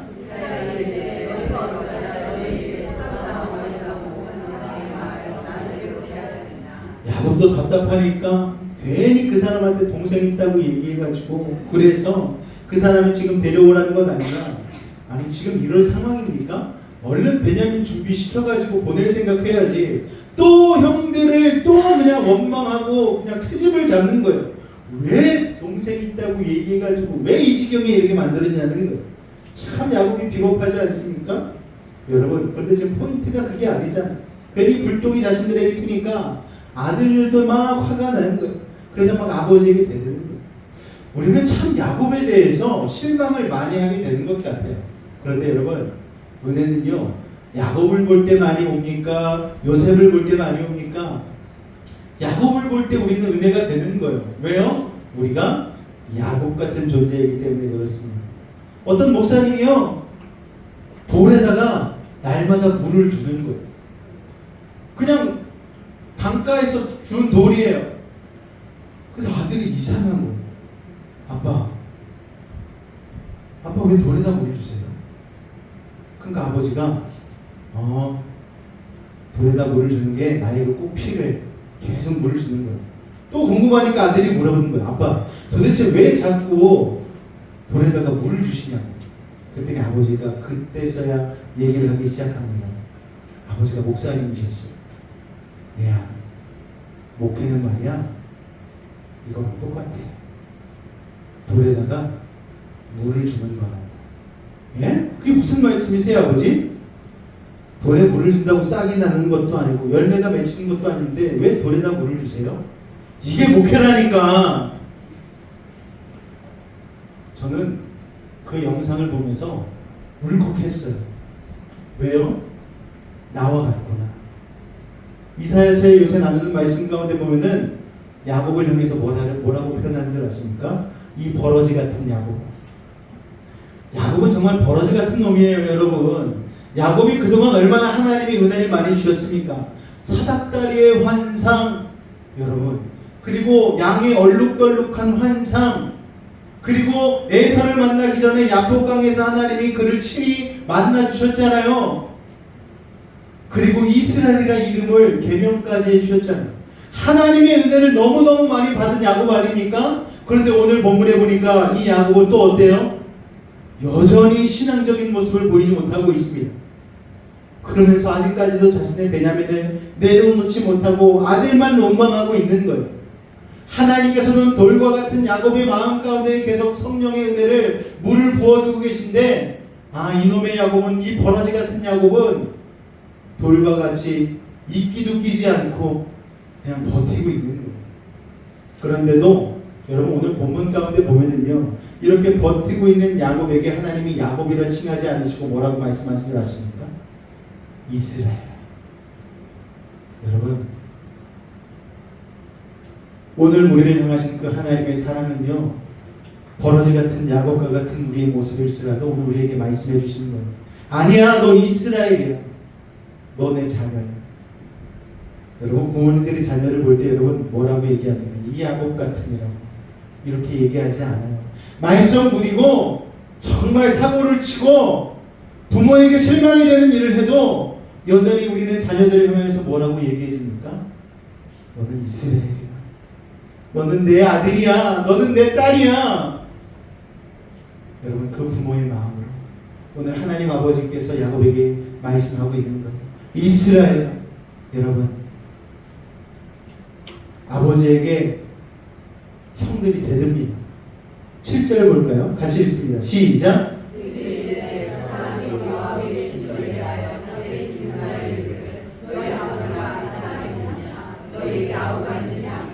그 묻는 말에 따라 그에게 대답한 것이 그가 너희의 아우를 데리고 내려오라 할 줄을 우리가 어찌 알았으리까. 여러분, 아들들도 막 뚜껑이 열려서 아버지한테 막 대드는 거예요. 우리가 지금 평이하게 읽어서 그렇지 아들이 막 씩씩거리면서, 아니 우리가 그러고 싶어서 그렇겠어요? 지금 우리가 정탐꾼으로 몰려가지고 죽을 위기에 처해서 그 사람이 아버지 있느냐 동생이 있느냐 묻기도 전에 물론 우리가 대답하긴 했지만 어쨌든 간에 꼬치꼬치 캐물으니까 우리도 살기 위해 그렇게 대답하는 겁니다. 동생 데려오라 할 줄 우리가 어찌 알았겠습니까? 여러분, 이것도 사실 좀 틀린 말이죠. 너 아버지 있느냐 동생 있느냐 묻지도 않았거든요. 근데 그들이 그냥 술술 대답하지 않았습니까? 물어보지도 않은 집안 얘기를 다 털어놓은 거예요. 그런데 또 그 얘기를 아버지 야곱 보면서 할 수도 없고, 그럼 아버지가 또 막 호랑이같이 또 혼낼 테니까 어쨌든 죽을 고비를 넘겨야 되니까 있는 거 없는 거 다 꺼내놓으면서 지금 요셉 총리한테 다 얘기한 것 아니겠습니까? 그 사실을 지금 아버지한테 어필하고 있는 거예요. 이 요셉의 형들의 이야기에서 우리는 인간의 연약함을 볼 수가 있죠. 우리도 인생에서 의도하지 않았던 일들이 자꾸 일어나는 경우가 있습니다. 평소에는 이 사람이 얼마나 쿨한지 몰라요. 아유 괜찮아, 그 정도도 괜찮지, 아유 넘어가세요, 그 정도 실수할 수 있지. 그런데 인생의 불똥이 떨어지는 순간 작은 것 하나를 그냥 넘어가지는 못해요. 며느라, 이 밥상에 밥풀 먹니? 네 아버지가 이런 거 얼마나 싫어하시는데. 아직도 그런 집안들이 있어요. 그런데 평소에는 아무 말 안 하다가 집안에 역경이 닥치고 고난이 닥치면 그 화풀이가 가장 약한 사람에게 가는 거예요. 그러니까 평소에는 멋있게 쿨하고 점잖하게 살다가 인생의 불똥이 떨어지면 살기 위해서 내가 하고 싶지 않은 말을 하고 하지 말아야 될 행동을 하게 되는 것입니다. 살기 위해서 발버둥치다 보니까 해서는 안 될 말을 하게 됩니다. 끼치지 말아야 될 곳에 끼다가 일이 계속 난처한 상황으로 말려 들어가는 거예요. 요셉의 형들이 그랬어요. 자꾸 일이 꼬이니까 벽에 머리를 박고 싶은 심정이었을 거예요. 그런데 중요한 사실은요, 하나님의 사람들에게 자기가 의도하지 않은 힘든 일들이 자꾸 생기고 계속 거기에 말려 들어가기 시작한다는 것은 거기엔 분명히 어떤 하나님의 섭리가 있다는 거예요. 여러분, 어떤 축복이 우리에게 다가오는데 겉으로 보기에는 재앙 같아도 실은 재앙이 아닌 것이죠. 어쨌든 아들들 말의 핵심 포인트는 이겁니다. 아버지, 우리도 힘들었어요. 그러니까 아버지 좀 도와주세요. 아마 형들이 한마디 더 했다면 이만 한마디 더 했겠죠. 아버지, 아버지한테는 베냐민만 아들입니까? 저기 지금 애굽에 갇혀있는 2달째 지금 저기에서 감옥살이 콩밥 먹고 있는 시몬은 아들도 아니에요? 이런 말도 했을 거예요. 어쨌든 아들이 워낙 격하게 항의하니까 야곱도 아무 말을 못하고 있습니다. 그러자 유다가 본격적으로 아버지를 설득합니다. 8절 말씀 읽을까요? 시작!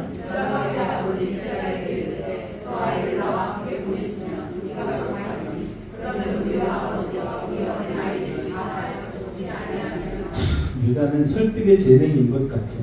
아버지가 말을 해서는 안 들으니까 시청각 교육을 시킵니다. 장막을 쫙 걷더니 저기 손주들을 보라고.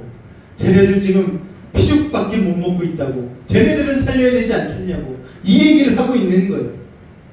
여러분, 야곱을 계속해서 압박하는 것이죠. 그리고 마지막 유다의 결정타, 마지막 설득의 화려한 점정을 찍는 9절 말씀을 읽도록 하겠습니다. 시작! 아버지께서 내 손에서 그를 찾소서. 내가 만약 그를 아버지께 데려다가 아버지 앞에 두지 않냐면 내가 영원히 죄를 지리이다. 여러분, 유다가 어떤 사람이에요? 요셉을 애굽에 팔 때 가장 앞장서서 팔았던 사람이 바로 유다입니다. 그런데 유다가 팔고 나서 가정이 풍비박산나고 죽을 분위기가 되어지니까 유다가 가출을 했었잖아요. 가출해가지고 밖에 나가서 가정 꾸리고 살다가 아들들도 다 죽고 그런 험한 인생을 겪고 난 다음에 나의 소망은 하나님밖에 없구나, 내가 요셉을 그렇게 한 게 잘못이구나 깨닫고 다시 가정으로 돌아온 사람이 유다 아닙니까? 그 유다가 이런 말을 하는 거예요. 내가 담보가 되겠습니다. 내가 담보가 되겠습니다. 지금 아버지는 자식들 원망하고 고집부리고 책임을 회피하고 있는데 유다는 뭐라고요? 내가 내 목숨 던져서 베냐민 살려오겠다고 얘기하고 있는 거예요. 여러분, 유다는요, 오래전에 다른 형제들이 요셉을 깊은 구덩이에 던지고 죽이자고 했을 때에 죽이는 것만은 막자고 했던 사람 아닙니까? 그래서 살기 힘든 형제들의 압력을 막으면서 요셉을 노예로 팔아 넘기긴 했지만 그래도 유다 마음에는 조금 선한 마음이 남아 있었던 것 같아요. 그리고 세월이 지나면서 유다는 동생을 팔아 넘긴 양심의 가책에 들려서 참으로 고통스러운 인생을 살았죠. 자기 아들들도 하늘나라로 먼저 보내는 아픔을 겪었습니다. 그 과정에서 유다는 깨어지고 부서졌어요. 그래서 이제 유다는 단순히 착한 사람이 아니고 자신의 신념을 행동으로 옮길 수 있는 담대한 믿음의 사람이 되었습니다. 그래서 이 막내 베냐민을 위해서 자기 목숨을 내어놓겠다고 한 것입니다. 우리가 과거에 어떤 사람이었던 우리도 유다 같은 사람으로 바뀌기를 주님으로 축원을 드립니다. 여러분, 형제를 살리기 위해서 자기의 목숨을 내놓은 이 유다의 모습은 예수님의 모습과 닮지 않았습니까, 여러분? 바로 우리 죄를 위해서 자신의 생명을 넣으신, 희생하신 예수 그리스도의 모습인 것이죠. 그래서였을까요, 여러분? 나중에 예수님이 어느 가문을 통해서 탄생하십니까? 유다 족속을 통해서 나오시는 거예요. 참 이게 기가 막힌 성경의 연결 아닙니까, 여러분? 그리고 마지막으로 유다가 굉장히 중요한 말을 합니다. 10절 말씀 한번 읽겠습니다. 시작! 야곱의 결단이 미뤄지는 바람에 금쪽 같은 시간이 많이 흘렀어요. 아무리 빨리 가도 애국까지 적어도 3주에서 한 달이 걸립니다. 2번 갔다 오는 시간은요, 약 넉 달 정도가 걸린다는 것인데 지금 야곱이 2달 넘고 또 2달 넘어서 넉 달 동안 정말 이 고집도 대단한 고집입니다. 그 넉 달 동안 누가 고통받아요? 야곱의 가족들이 다 고통을 받는 거예요. 가족들은 다 죽어나가고 있는 거예요. 야곱은 지금 양식을 구하기 위해서 애굽을 필요로 했지만 또 한편으로는 애굽을 두려워하고 있는 거예요. 애굽은 내 베냐민은 죽일 거야. 그러면서 움직이지 않고 있는 거예요. 그런데 지금 야곱이 나쁜 조짐으로 해석하고 있는 현재 상황은 하늘의 시각에서 보면 엄청난 축복의 전조이잖아요. 모든 것을 볼 수 있는 천군 천사들은 안달이 나 있어요. 야곱, 지금 그럴 때가 아니야. 빨리 베냐민을 내줘. 천사들은 지금 계속 압박하고 있는데 야곱은 귀가 막혀가지고 듣지를 못하고 있는 거예요. 야곱 빨리 가야 돼. 그리고 마귀는 옆에서 빨리 가면 죽어. 베냐민 죽으면 너 살 수 있어? 계속 이것을 속삭이고 있는 거예요. 여러분, 자꾸 이렇게 사탄 마귀에 의해서 잘못된 해석이 야곱에게 들어가는 걸 야곱과 아들들은 모르고 있었던 거예요. 처음에 아들들이 애굽에 가서 만난 그 부서 총리 되시는 오래전에 잃어버린 아들 요셉이잖아요. 그래서 요셉이 시므온을 인질로 잡고 이제 야곱의 가문과 그 일족들에게 계속 희망의 구원의 메시지를 보내고 초대하고 있는 것인데 여러분, 이거를 깨닫지 못하는 거예요. 여러분, 이처럼 하나님께서는 우리에게 삶의 고난과 역경을 풀어주시려고 하는 전조곡을 연주하고 계신데 그게 우리를 더 힘들게 할 때가 있는 거예요. 그래서 우리도 야곱처럼 고집부리고 저항할 때가 있는 거예요. 여러분, 의사가 주사를 놓고 치료하려고 하는 것은 환자를 살리려고 하는 거잖아요. 그런데 멋 모르는 애들은요, 죽어나 버팁니다. 안 맞겠다고 그냥 이를 꽉 아물고 그냥, 아니 그 힘 있으면 맞고 나가서 놀겠어. 끝까지 안 받는. 아이고 나 죽네. 아이고 사람 잡네. 근데 의사는 사람 잡으려고 하는 게 아니고 치료하려고 하는 거잖아요. 게다가 우리 주님은 돌팔이 의사가 아니지 않습니까?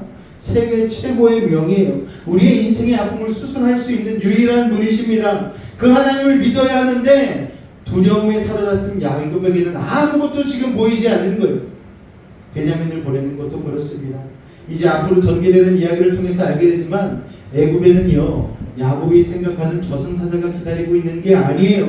그토록 야곱이 보고 싶었던 아들 요셉이 기다리고 있는데, 아니 이걸 모르니까 지금 우리 성경을 읽는 우리도 너무너무 답답한 건 야곱 좀 빨리 보내. 얹히겠어. 막 이러고 있는 거예요. 같은 존재인데 죄로 인한 두려움의 눈으로 보게 되어지면 전혀 다른 사람으로 보이는 거예요. 예수님께서 폭풍 위를 걸어오십니다. 그런데 제자들은 처음에 뭐라고 이야기합니까? 유령이다! 그런데 가까이 오시니 그때서야 예수님인 걸 알게 된 것이죠. 요셉은 저승사자가 아니고 축복의 통로 아닙니까 여러분? 그런데 야곱이 지금 두려움의 노예가 되니까 그걸 보지 못하고 있는 거예요. 요셉은 이미 형들도 마음으로 용서했어요. 이제 형들을 통해서 베냐민과 아버지 야곱까지 데려와서 축복된 인생을 살 준비를 다 맞춰 놓았습니다. 그런데 야곱이 고집부리는 바람에 그게 4달이나 늦어지는 거예요. 와, 야곱 때문에 나중에 이걸 가족들이 난리치지 않겠습니까? 아버지, 그때 그러신 건 진짜 아니었죠. 아버지 때문에 4달이나 우리가 하루에 한 끼밖에 못 먹고 살아는 걸 생각하면은요, 아버지 나중에 아버지 무덤 쪽으로 쉬야도 안 할 거예요. 이러지 않겠습니까 여러분? 우리는 많은 경우 하나님의 축복이 왜 자꾸 뒤로 밀어드리는지 의아해합니다. 그런데 여러분, 그 원인 제공은 누가 했다? 내가 한 거예요. 여러분, 야곱의 집착으로 인한 두려움이 계속 브레이크를 밟은 거예요. 하나님은 축복의 악셀을 계속 밟고 계신데 우리는 두려움의 브레이크를 자꾸 밟고 있는 거예요. 그러니까 상황이 지체되고 있는 거예요. 아마 야곱은 그렇게 생각했을 거예요. 둘째 시므온이 인질로 잡혔지, 또 다른 아들들은 정탐꾼의 누명을 썼지, 게다가 우리가 보는 총리 대신한테 찍혔는데, 그런데 내가 이 아들 베냐민마저 보내면 시므온의 뒤를 이어서 베냐민도 감옥에 갇힐 건데, 그렇게 생각하는 거예요. 그래서 내가 굶어 죽는 한이 있어도 절대로 베냐민은 못 보내겠다 한 것인데, 야곱도 똑똑한 사람이긴 하지만 이런 사람을 우리는 헛똑똑이라고 그러죠. 한 발자국도 넉 달 동안 앞으로 나가지를 못하는 거예요. 마귀는 우리를 이렇게 만든다니까요. 자꾸 우리를 과거로 끌어당겨요. 나쁜 쪽으로 해석하게 만들어요. 그 나쁜 해석을 기초로 우리의 미래도 최악이 될 거라고 생각하게 만듭니다. 그래서 머리 회전이 빠른 사람들이 오히려 마귀에게 설득을 잘 당해요.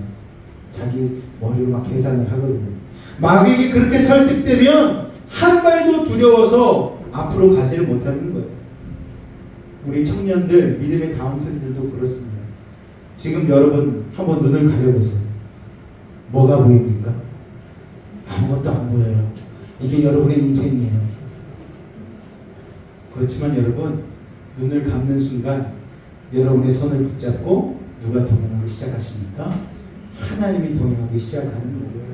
앞이 캄캄할 때 주님 바라보아요. 할렐루야. 그래서 하나님께서는 하나님의 자녀들에게 분명히 약속하고 계시는 거예요. 요새 이사야서도 말씀을 계속 나누고 계신데, 너희를 향한 나의 생각을 하나니 재앙이 아니라 평안이다. 할렐루야. 재앙이 아니라 평안이다. 목사님, 시대가 이렇게 힘들고 어려운데요, 젊은 사람들이 취업도 포기하고 결혼도 포기하고 출산도 포기하고 그냥 오늘만을 즐기며 살자고 흘러가고 있는 이 세상에서 우리에게 과연 소망이 있습니까? 있습니다. 여러분, 예수 믿는 사람은 늘 하나님 손 붙잡고 있으면 불경기가 아니라 호경기가 아닙니다. 할렐루야. 남들 다 했는데 뭐 나라고 별 수 있어? 아니요, 별 수 있어요. 하나님을 믿으면. 우리가 오늘 이 자리에 왜 앉아 있습니까? 늘 호경기로 만들어주신 주님 붙잡고자 앉아 있는 것이죠. 그냥 위로받으려고 앉아 있는 거예요. 얼마나 힘드시겠어요? 이번 돌아오는 주도 힘드실 텐데 명절에 사과값은 또 왜 이렇게 올랐대? 제가 이 앞에서 그런 말만 하고 있으면 여러분 얼마나 절망적이에요. 오늘도 목사님 힘든 얘기만 하시더라. 여러분, 한 달 뒤에 사과값이 내릴 줄로 믿습니다. 이런 얘기하면 여러분 얼마나 소망이 찾아와요. 우리 고3 하나님께서 승승장구하게 해줄 줄로 믿습니다. 대학 떨어져도 컵밥집 대박 날 줄로 믿습니다. 이런 얘기 막 해주면 여러분 얼마나 소망이 넘치겠어요. 나를 향한 하나님의 생각과 여러분을 향한 여러분의 생각은 천지 차이인 거예요. 할렐루야.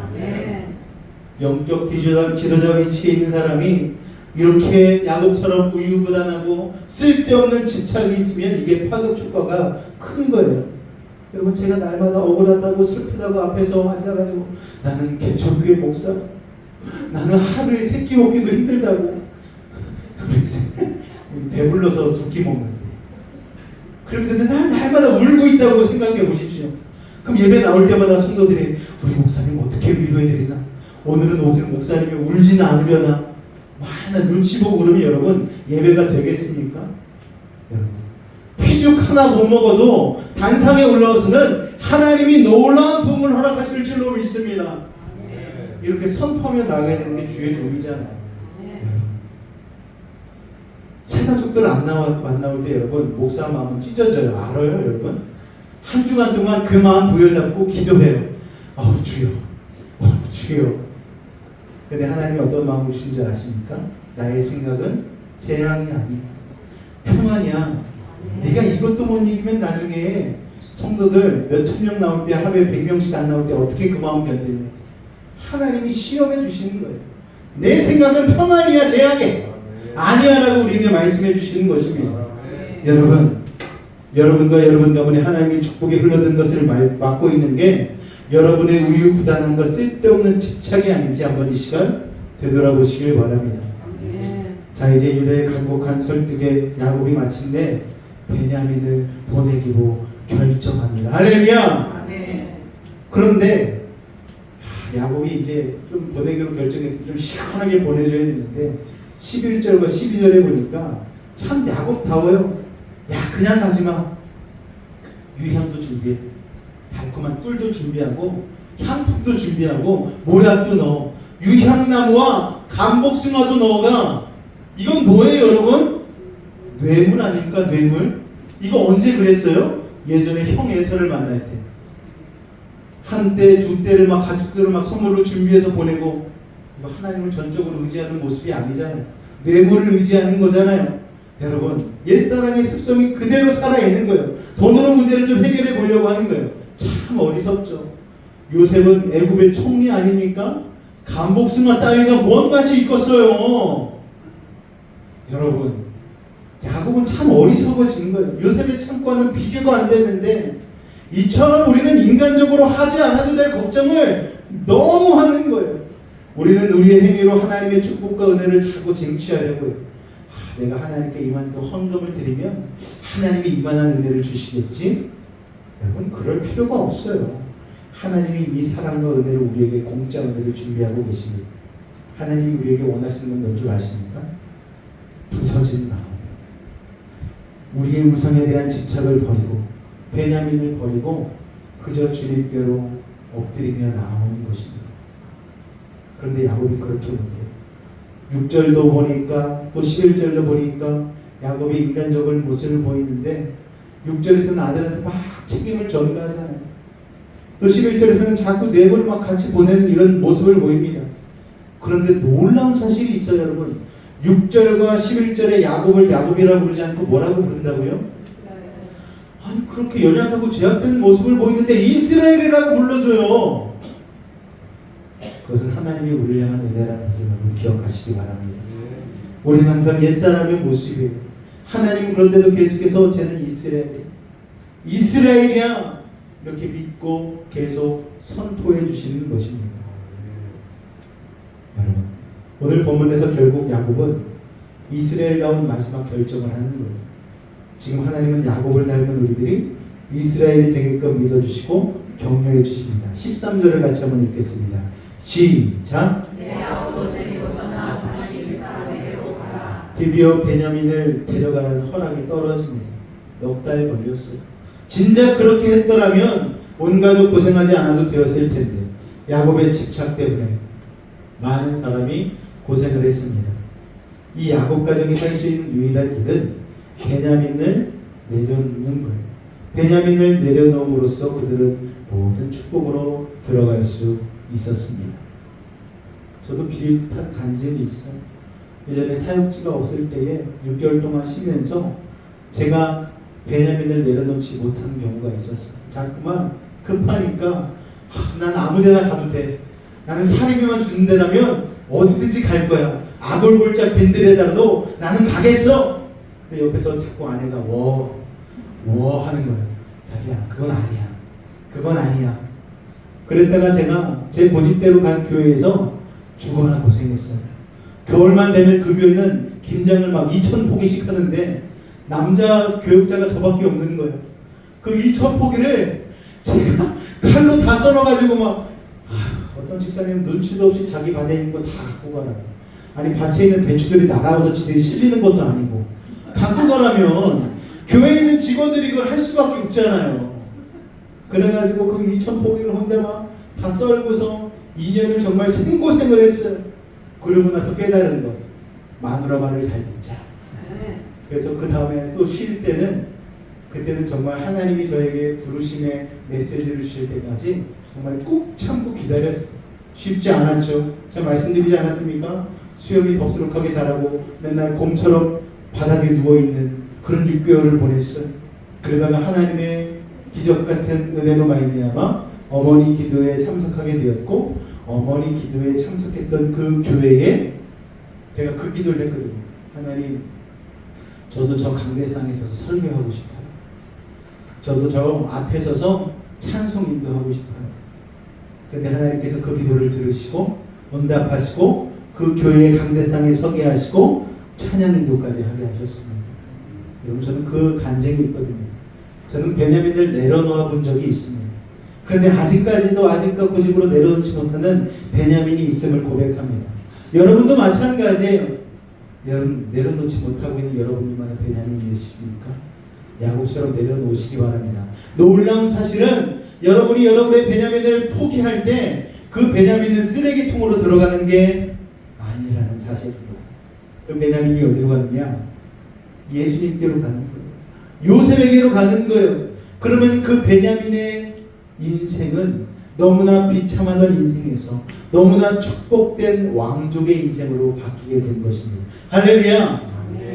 다음 주에 살펴보면 알겠지만 베냐민은 다른 형들은 그냥 식사 대접을 요셉이 잔치를 벌여놓고 하는데 베냐민에게는 5배나 많은 음식을 요셉이 쫙 차려줘요.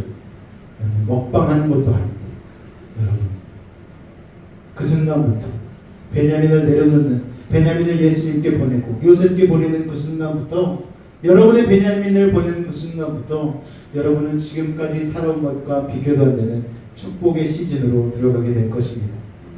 여러분에게 오늘 이런 결단이 필요합니다.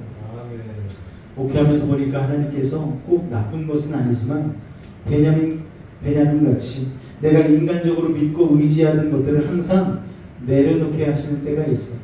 사람 믿으면 사람이 나가고요, 돈 믿으면 돈이 사라지고요, 그런 일들이 있어요. 프로그램 의지하면 프로그램이 사라져 버리더라고요. 그것을 어렵지만 내려놓을 때 하나님께서 교회를, 또 여러분의 인생을 더 큰 축복으로 이끌고 가신 것을 여러분이 목도하게 될 줄로 믿습니다. 할렐루야. 야곱이 변하죠. 우리 14절 말씀 같이 읽도록 하겠습니다. 시작. 전능하신 하나님께서 그 사람 앞에서 너희에게 은혜를 베푸사 그 사람으로 너희의 형제와 베냐민을 돌려보내게 하시기를 원하노라. 내가 자식을 기르면 이르리로다. 베냐민을 보내기로 결단하고 나니까 야곱이 그때서야 영안이 열리고 하나님을 보기 시작합니다. 여러분, 하나님을 바라보기 시작하면 이거는 끝난 게임인 거예요. 야곱이 기도했다고 기록된 두 번째 기도가 바로 이 기도입니다. 여러분, 첫 번째 기도 언제 했죠? 약복강에서. 그때 이스라엘로 이름이 변했잖아요.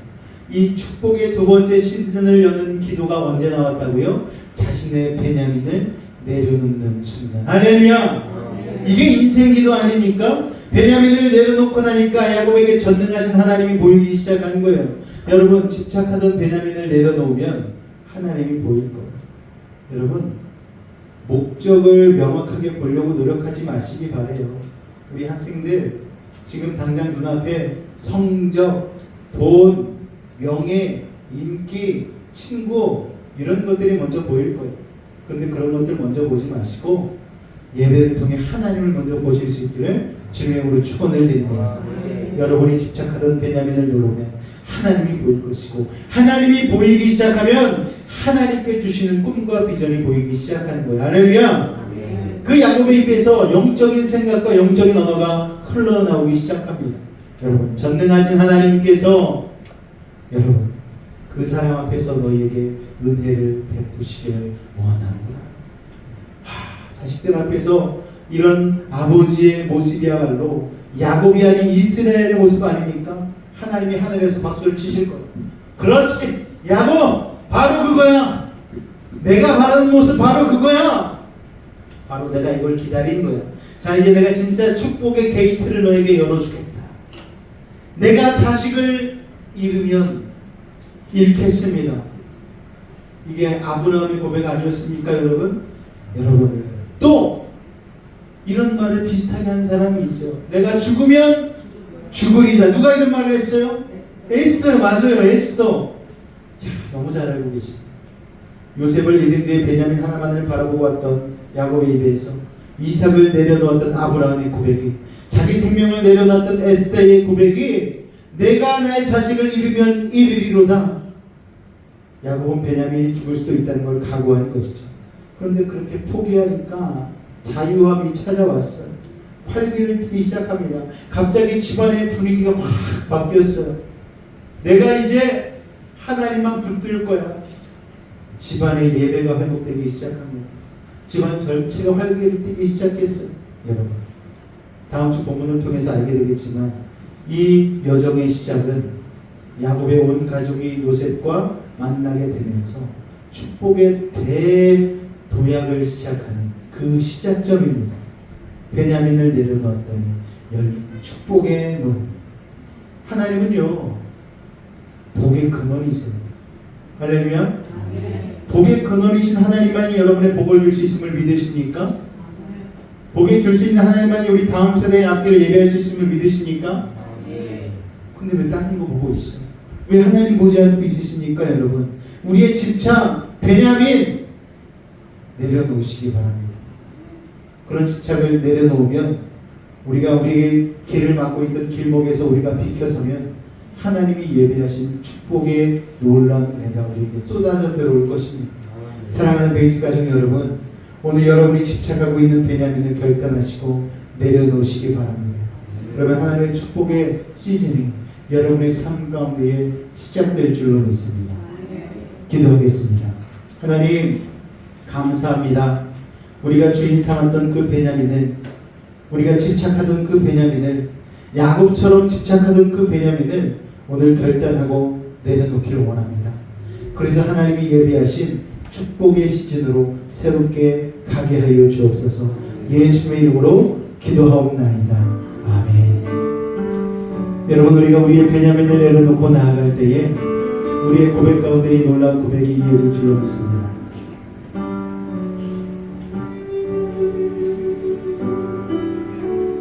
은혜 아니면 살아갈 수가 없네. 복음마저도 다 주의 것이니 세상 평안과 위로 내게 없어도 예수 오직 예수뿐이네.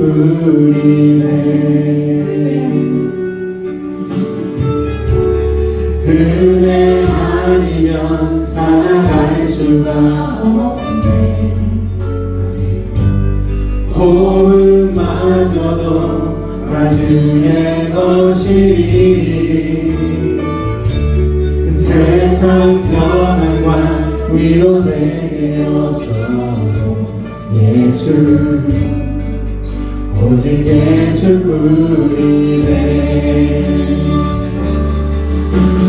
그 징에 가볼수록 오늘 작은 것 안에 지쳐도 주께 묶인 나의 모든 삶 버티고 견디게 하시네. 은혜 아니면 살아갈 수가 없네. 나의 모든 것 다 주께 맡기니 참된 평안과 위로 내게 주신 주 오직 예수뿐이네.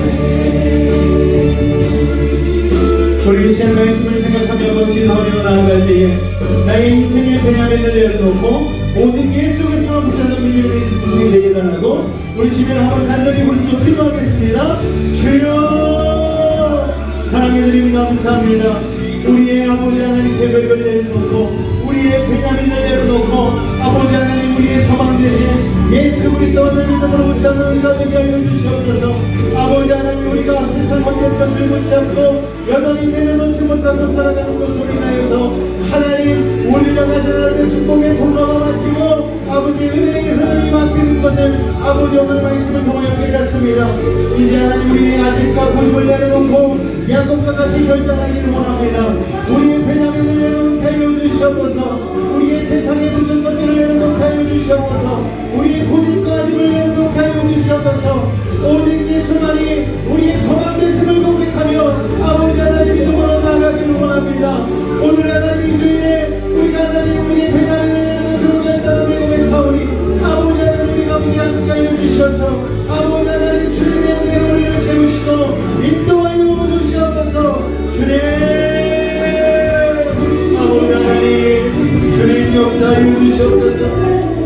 아버지 하나님 감사합니다.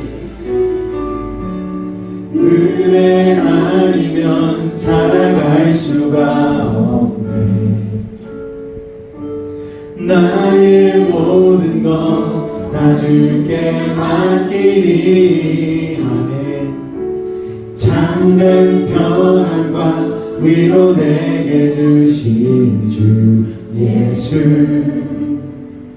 오직 예수뿐이네. 할렐루야. 우리 시간 한 번 더 기도하며 나아갈 때에 하나님 주님만이 나의 소망 되십니다. 주님만이 나의 붙들자 되십니다. 내 안에 베냐민을 내려놓게 해달라고 우리 주님을 한번 부르고 한 번 더 기도하도록 하겠습니다. 주여, 사랑의 주님, 우리는 연약합니다. 우리는 부족합니다. 그래서 우리의 베냐민을 내려놓고자 하지만 아버지 하나님 우리의 불안과 두려움으로 인하여서 내려놓지 못하고 여전히 세상 것들을 붙들며 살아갈 때가 얼마나 많은지 모릅니다. 하나님만이 나의 산성이시고 하나님만이 나의 방패이시고 나의 피난처이시고 요새라고 고백하면서도 여전히 세상을 붙든 나의 손을 놓지 못하는 우리의 연약함을 주님 용서하여 주시옵소서. 아버지 하나님, 바로 원하는 것은 야곱이 자신의 베냐민을 내려놓았을 때에 축복의 새로운 시즌이 시작되었음을 우리가 말씀을 통해서 깨달았는데, 우리도 하나님 이것을 깨닫게 하여 주셔서 우리의 하나님 베냐민을 내려놓게 하여 주시사 하나님의 놀라운 은혜와 축복의 길로 걸어갈 수 있도록 은혜를 도와여 주시옵소서. 우리의 힘과 뜻대로 되지 않는 것들을 주님 앞에 내려놓습니다. 우리의 사랑하는 자녀와 가족이 주님 앞에 나오지 못함을 고백합니다. 아버지 하나님, 이 교회가 주님 앞에 온전히 내려놓지 못하는 것들로 인하여 아버지 성장하지 못하고 있는 것들이 있습니까? 오늘 그 베냐민을 내려놓습니다. 우리 믿음의 다음 세대들 세상의 헛된 돈과 명예와 부를 인기를 쫓아가고 있지 않습니까? 그 베냐민을 내려놓습니다. 아버지 하나님, 우리 가운데 은혜를 더하여 주시옵소서. 하나님이 예비하신 축복에 요셉의 그 축복을 우리 가운데 믿음의 눈으로 바라보게 하여 주시옵고, 과감하게 아버지 지금 붙잡고 있는 우리의 베냐민을 내려놓게 하여 주시옵소서. 주께서 함께 하심을 믿사오며 예수님의 이름으로 감사하며 기도하옵나이다. 아멘. 이 시간 문제가 있으신 분은 가슴에 손을 얹으시길 바랍니다. 아픈 곳이 있는 분은 아픈 곳에 믿음을 가지고 손을 얹겠습니다. 기도합니다. 사랑의 하나님, 이 시간 믿음을 가지고 기도하는 우리들의 모든 문제를 해결하여 주옵소서. 이 시간 나 모르는 상처로 나온 이들도 있습니다. 말하지 못하는 고민을 가지고 온 이들도 있습니다. 이 시간 하늘의 문을 여시고 능력의 오른손으로 친히 안수하여 주시옵소서. 나사렛 예수님으로 명하노니 악하고 사악한 모든 문제는 떠나갈지어다. 좌절거둠은 물러갈지어다. 고통과 괴로움은 사라지게 하여 주시고 시련과 부모님 이겨내게 하여 주시고 고난과 역경은 떠나가게 하여 주시고 불안과 초조함은 사라지게 하여 주옵소서. 산성과 방패와 피난처와 요새가 되신 주님, 막힌 것 뚫리게 하시고 묶인 것 풀리게 하시고 약한 자는 강하게 하시고 미련한 자는 지혜를 더하여 주시고 부족한 자는 만족을 더하여 주시고 불가능한 일을 가능케 하여 주시옵고, 여전히 붙잡고 있는 베냐민은 믿음을 가지고 내려놓게 하여 주시옵소서. 그리하여 어떤 문제를 가지고 같은 시간에 주님 응답하고 해결하여 주옵소서. 나사렛 예수로 명하노니 모든 문제 떠나갈지어다. 물러갈지어다. 예수의 이름으로 명하노라. 병든 몸 아픈 내 믿음을 가지고 손을 얹었습니다. 하늘의 문을 여시고 치료의 검선 받아여 주옵소서. 주님의 십자가 앞에 모든 손으로 안수하고 치료하여 주옵소서. 나사렛 예수로 명하노니 모든 병마야 몸에서 떠나가라. 물러가라. 주님, 우리의 영혼 자유롭게 하시니 감사합니다. 우리의 육신 강건해지게 하시니 감사합니다. 우리의 환경은 형통해졌습니다. 오늘도 주님 사랑하는 마음으로 귀한 힘을 구분하여 드린 손길 기억하여 주시옵고, 아버지 하나님의 놀라운 축복의 세계로 아버지 하나님의 믿음으로 문을 열고 들어가 아버지 하나님 주시는 놀라운 복을 누리며 살아갈 수 있는, 또한 그 복을 많은 사람과 나누며 살 수 있는 복의 근원 되게 주님 축복하여 주시옵소서. 드린 예물 축복하여 주시옵고 30배 60배 100배 열매 맺게 하여 주시옵고 하나님의 복음을 위해 하나님 나라의 확장을 하여 쓰여지게 하여 주옵소서. 지금은 우리 주 예수 그리스도의 은혜와 하나님 아버지의 극진하신 살아가심과 성령님의 내주 충만 교통 감화 감동케 하는 역사가 오늘 이 자리에 나와 나의 베냐민을 내려놓고 온전히 하나님의 축복에 예비하신 그 세계로 나아가기로 결단한 우리 사랑하는 성도들의 가정과 이 명절의 기간과 우리 사랑하는 자녀들 또 모든 친척 아버지 모든 삶의 영역 가운데 함께 하시기를 간절히 축원하옵나이다. 아멘. 할렐루야. 오늘도 승리하셨습니다. 주님 앞에 영광의 박수 드리겠습니다.